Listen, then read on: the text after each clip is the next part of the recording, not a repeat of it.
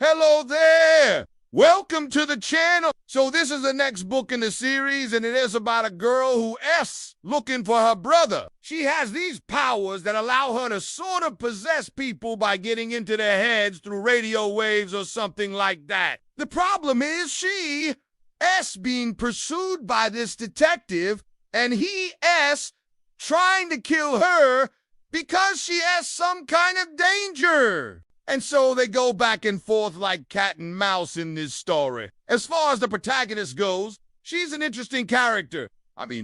She's got issues. But, the whole idea of somebody that's so powerful but also so broken is pretty compelling. So let's meet her. The first time we see her, she's locked up in a bathroom stall. I think she's just finished killing somebody because there's blood all over the place. And she looks at her hands as if she's questioning what she's done. You can tell that she doesn't want to be who she is. She feels like there's this darkness inside of her that she's trying to fight against. She is running from this darkness. Now we get this flashback and we see that she used to have a pretty normal life until this incident where she killed a bunch of people at school. It's revealed that she was actually defending her brother who had been bullied by those people. So she's not all bad. She does have a good side. But then she becomes known as the Whisper Man because she used her powers to drive those students to kill themselves.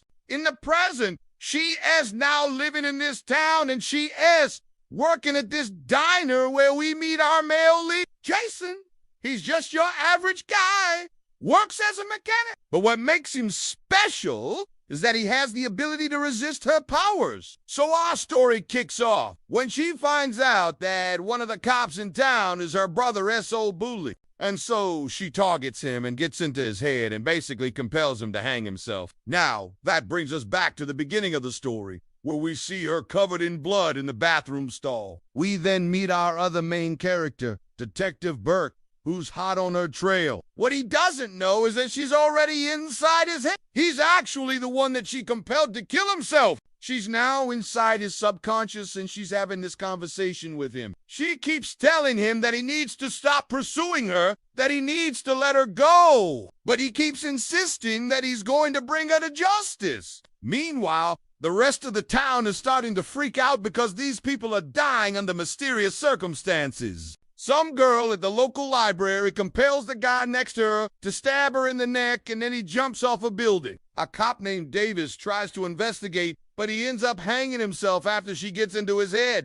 Jason and Burke end up teaming up to take her down. Jason still doesn't realize that she's the one behind all this, but Burke is completely aware. He knows that she's the reason why everyone is freaking out. They find out that she is staying in this abandoned house, and so they go there to confront her. Burke lets Jason go ahead so that he can try to capture her. But she sees this coming. She knows that he's onto her, so she takes control of him and makes him crash his motorcycle. She then confronts Burke, but she's really more scared than anything else. She tells him that she doesn't want to hurt people. She didn't want to kill those people at the school. She was only trying to defend her brother. Burke, of course, doesn't buy this. He thinks she's just trying to manipulate him. But I think he's secretly hoping that she is innocent. And so he starts searching the house, and he finds this diary that she's been keeping. And in it, he learns more about her past and how she got her powers. When she was younger, she and her brother were in a car accident that killed their parents. Somehow her brother ended up surviving,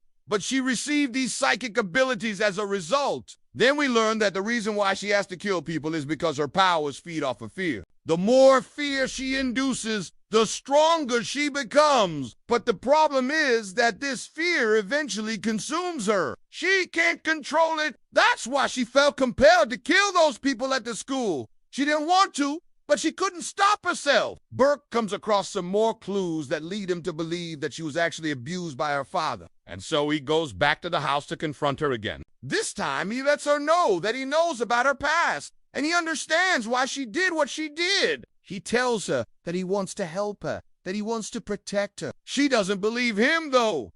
She thinks he's just playing games with her. She's afraid that he's going to try to kill her, and so she flees, but Burke pursues her. They end up fighting, and he gets hurt. She tries to run away, but he stops her and tells her that she doesn't have to do this anymore. He's willing to help her. He's willing to protect her. She's torn. On one hand, she really likes this guy, but on the other hand, she's afraid of what she might do to him. She ends up knocking him out, and then she runs away. She goes to this abandoned church where she has this final confrontation with Burke. She's surrounded by all these dead bodies, and she knows that she's in trouble. Burke shows up, and he tells her that she doesn't have to do this anymore. He's going to help her, and she finally believes him. She finally lets her guard down, and she allows herself to be taken away. I have to say that I really like this story. I thought it was well written. I thought the characters were well developed, and I thought the plot was really compelling. I couldn't put the book down. I had to keep reading to find out what happened next. The relationship between the protagonist and Burke was really interesting. I thought their chemistry was great, and I really liked the way that their relationship developed throughout the story. If you're a fan of the series, I highly recommend checking this book out. I think you'll really enjoy it. Let me know what you guys thought of the story. Do you think it's better than the last one? If you haven't seen my review of the last book, then make sure you check it out. Thanks for watching.